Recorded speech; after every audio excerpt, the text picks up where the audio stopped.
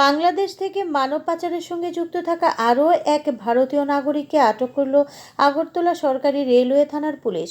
জানা গেছে, তিনি বাংলাদেশ থেকে নাগরিকদের ভারতে এনে বিভিন্ন জায়গায় পাঠায়। গোপন খবরের ভিত্তিতে সোনামুড়া থানার পুলিশ ও সরকারি রেলওয়ে থানার পুলিশ যৌথ অভিযান চালিয়ে পূর্বের একটি মামলার সাথেও জড়িত ছিল সে। তার নাম নাজমুল হোসেন, বয়স 19 বছর, তার বাড়ি মতিনগর গিলামুড়া। আগরতলা সরকারি রেল স্টেশনের থানার পুলিশ জানায়, আজ ভোরবেলা মতিনগর গিলামুড়া থেকে বিএসএফ এবং সোনামুড়া থানার সহযোগিতায় তাকে আটক করেছে। আজ তাকে আদালতে তোলা হবে। তার সঙ্গে আরও কারা যুক্ত আছে সে বিষয়ে তদন্তও চলছে।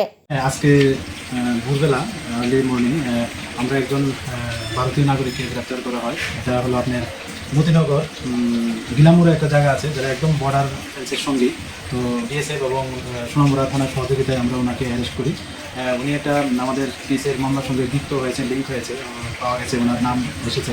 তো উনি ওই বাংলাদেশ থেকে যে বাংলাদেশ এবং রোহিঙ্গা আমাদের আসা যাওয়া করেন, উনি এটাতে হেল্প করেন। তো এই সময় আমরা ওনাকে গ্রেপ্তার করেছি। তো আজকে ওনাকে আমাদের মহামান্য আদালতে প্রেরণ করছি। Bureau report, ভয়েস24.in।